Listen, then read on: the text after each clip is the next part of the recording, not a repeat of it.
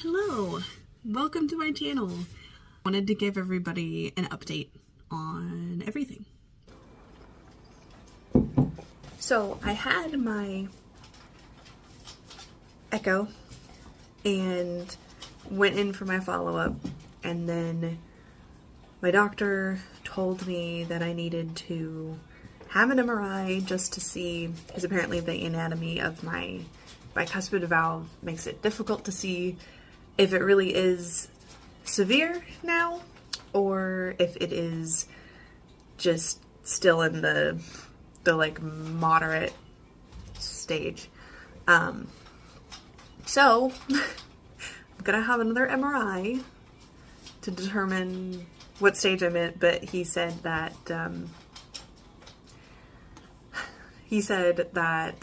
I will probably need to have surgery this year or next year. So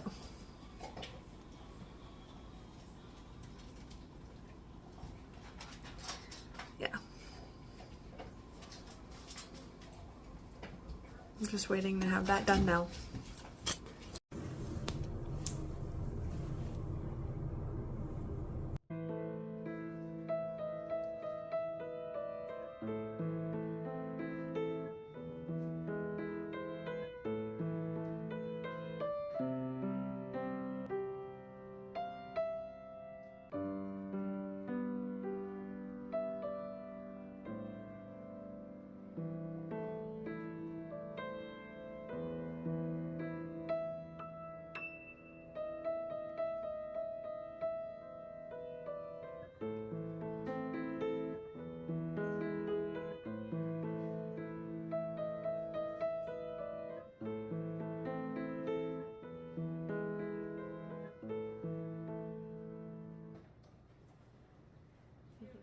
Thank you.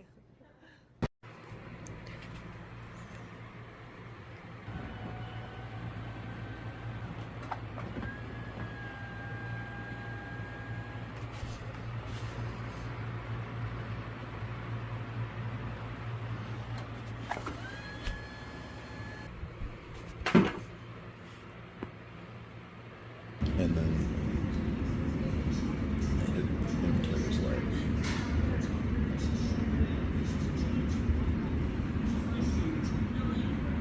I think it's like, yeah.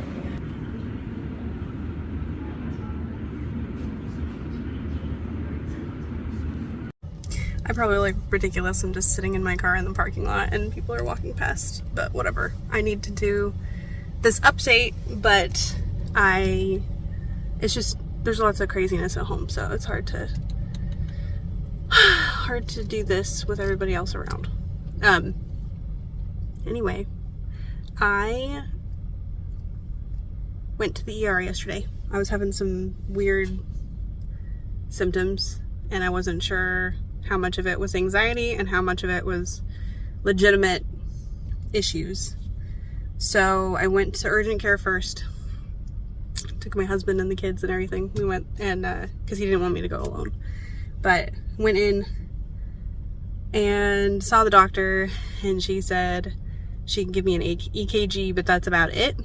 And she really would like me to go to the ER instead because of my condition. She just wanted to be safe. So she was like, I'm not going to charge you, but I think you should go to the ER. So that's what we did. Thankfully, I have a brother who lives nearby and he was able to take the kids, so we didn't have to all go together. And they had a lot more fun with him than they would have at the ER, obviously. Yeah, so everything was fine. They did an EKG, did a bunch of different like blood test things, and they, what else? Oh, I had a CAT scan for the first time. So yeah, everything came back normal, except this morning I got all the like blood results and stuff, and I looked at them, and my troponin something level is actually really high. So, I mean, I'm assuming that's just like fairly normal. I sent my personal cardiologist a message, let him know what happened, and asked him about that. So typically that number is high if you have had a heart attack. obviously everything else that I didn't. So I don't know what that means, because I think it could mean that my aortic stenosis is beginning to cause some heart issues, like some damage to the heart. My MRI did not show anything like that, I don't think, but yeah. So I'm nervous about that. I've been having these weird symptoms at night. I think I went over those in my overall video, but yeah, just weird symptoms at night that's kind of making it hard to sleep. So my doctor was going to prescribe me a beta blocker called propranolol or something like that, and that's just very extremely low dose in order for me to hopefully not have those symptoms at night. So I'm going over to pick that up, yeah, because the people at the ER prescribed that for me, since he was going to do that anyway. And now it's ready. So it didn't help me last night, but funnily enough, I was able to just like fall asleep pretty immediately when we got home, but it was like midnight. So yeah, definitely. It just sucks. I feel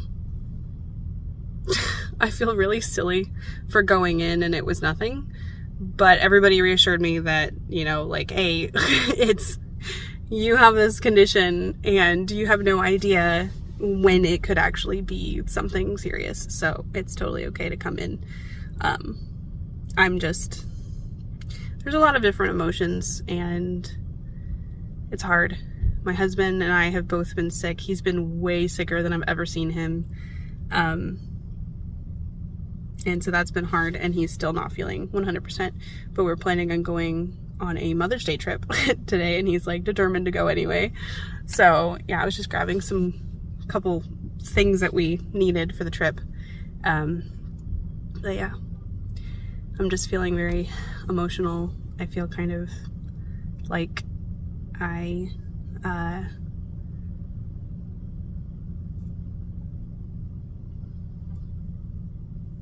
feeling kind of,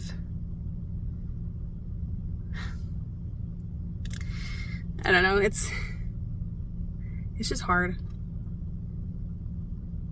I've already struggled a lot most of my life with feeling like a financial drain, even though I have been reassured multiple times by lots of people that I am not, because I do so much at home, you know, like we don't pay anybody to clean our house. We don't eat out very often, like, because I cook like from scratch most of the time, and you know, obviously taking care of kids and all of that, like being a stay-at-home mom is an actual job. Just because I'm not bringing in money doesn't mean I'm a financial burden, but I just feel like I'm not contributing, and now I'm feeling less like I can contribute anything because my energy is just so low, and my anxiety also keeps me really distracted.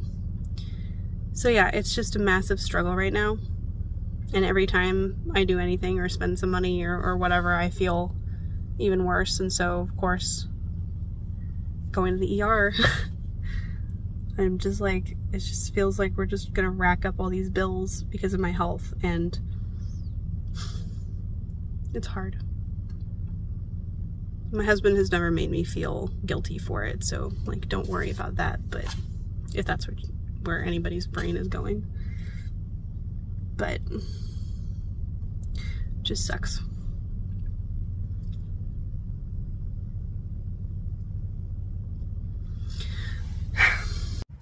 Well, we're here in Whittier. My hair is super windblown, but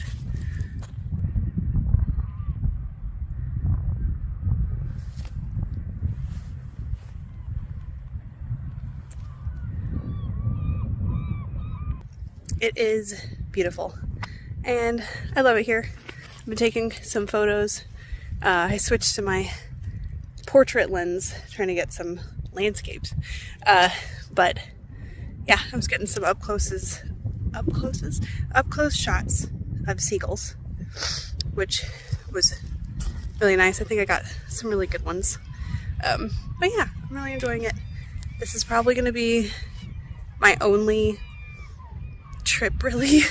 We probably will do some day trips once I'm feeling better after surgery, but I'm just trying to completely enjoy this because it's probably going to be like the last trip I have before surgery. So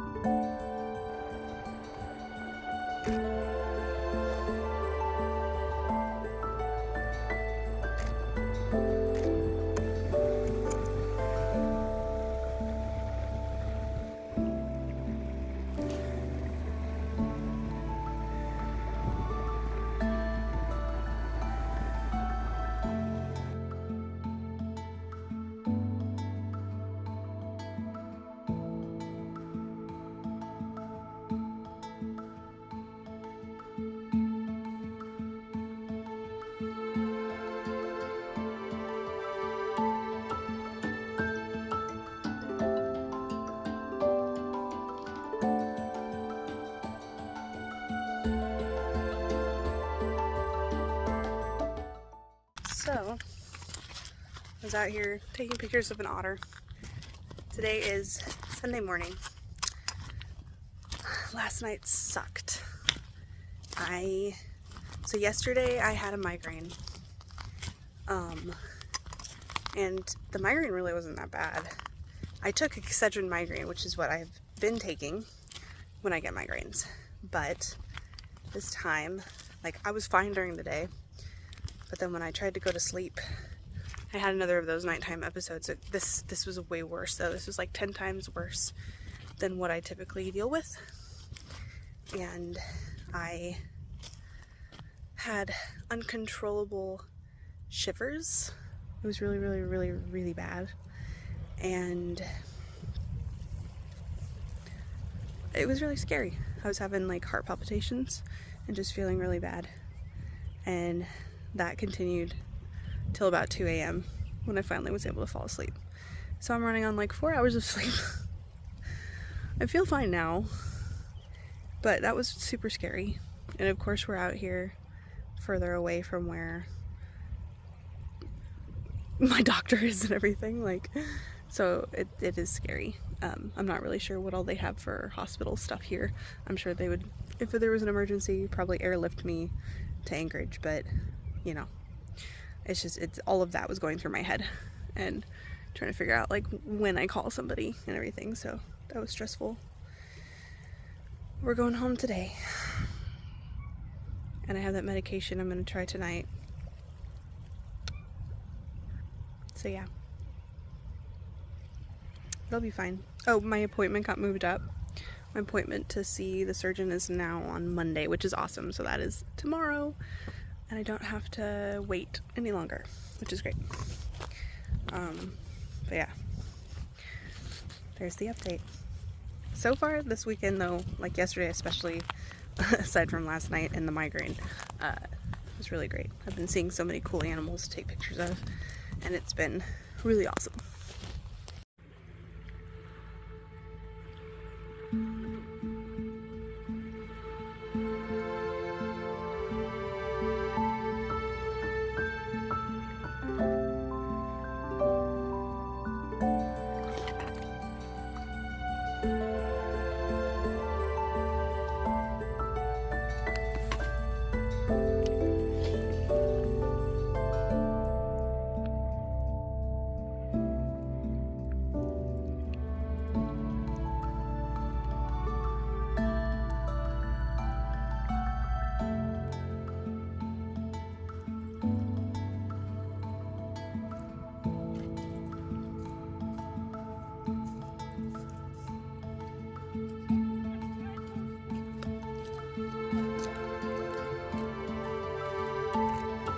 Yeah, I was too. So I met with my surgeon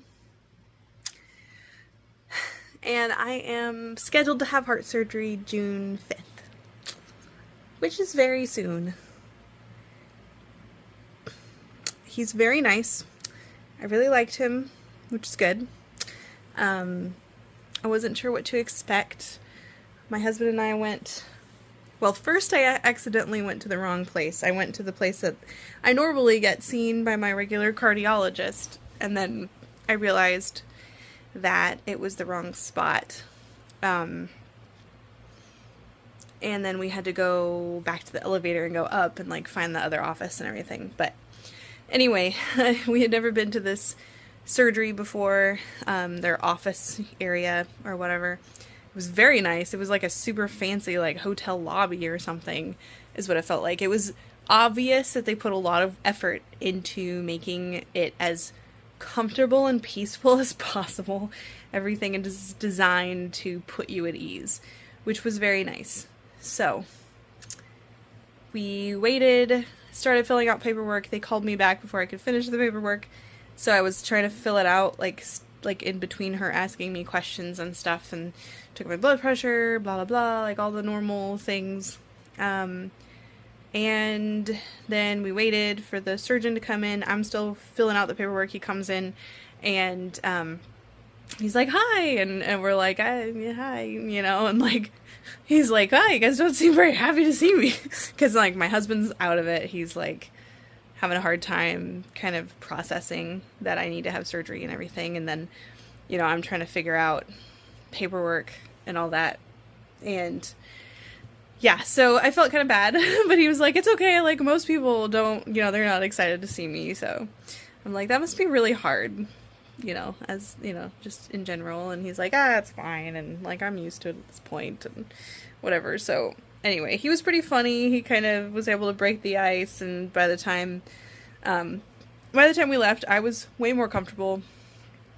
I think my husband left more nervous though, because it just made it all so real to him that we are headed into this whole journey. But yeah, I feel like, I mean, ever since I had my third child, I've expected that I need to have surgery at some point. I guess there was a part of that time where I was naive and thinking I'd be able to eat properly and like heal myself, which is really not, I don't know, it was very naive. Not that eating like well is wrong, it's definitely not, but it obviously wasn't enough. So, anyway, yeah, it's a lot. It is a lot to wrap my brain around. I'm just trying to prepare. I've got this now, because we didn't have any chairs or anything, but now we have a recliner. And we lucked out and we found a recliner that is actually a power lift recliner. And these things are typically a couple $1,000s, or at least $1,000 or something. I looked to find some secondhand on like Craigslist, and it was like, there were one for like $2,000 or something, because it was like new, and then there was another one that was maybe like $1,200 or something. And I was like, it's so much to spend on something that I don't plan to like use again. Like, I'm planning on reselling it when we're done with this and I don't need it anymore.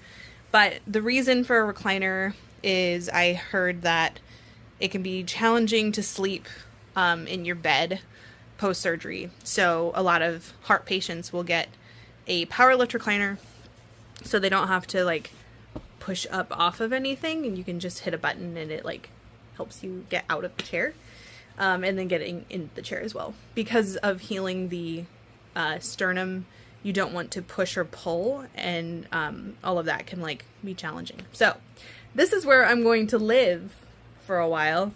I've got a bookshelf right here that I am filling up with things. And yeah, I'm just gonna have everything set up where it's like, I just have to, everything's like within arm's reach, all the stuff that I'll really like need. So yeah, I'm really thankful that we found this chair. It was only like $124 or something, so that was really amazing. So at one point I might compile a list of all the things I've like found to help me through surgery, and also afterwards just kind of figuring out like what was necessary and what kind of things I didn't actually need. So yeah, so my in-laws are coming. They're gonna stay with us for a month, because so for the first month I won't be able to drive or lift anything super heavy. I'm not supposed to be lifting anything over 10 pounds. So it's going to be challenging. Thankfully, my in-laws are going to come stay with us for the first month. And then I have a sister who's coming for a couple weeks after that. And yeah, hopefully by the time they all leave, I am doing good and I can function again. We'll see. It's a lot. It's a lot of different emotions about it. I feel like I went through a lot of my freak out stuff earlier in the year, after I had my echo that showed that numbers were increasing and stuff. I didn't really know what I was looking at, but I knew that it was worse. So that freaked me out, and I had a hard time with that, because I just kind of knew it was coming. I just didn't know when. And so then I was just kind of stressed out for a while, and then I got confirmation that I was right, and it was just, yeah, it's been hard, and it's going, healing's gonna be difficult, but like, I'm feeling more positive about it now, but it is going to be quite a challenge. So yeah, that's pretty much it now for updates. I'm glad that I have the doctor I have, that I have the surgeon that I have, because he seems very confident that everything is going to be fine, which is good. And yeah,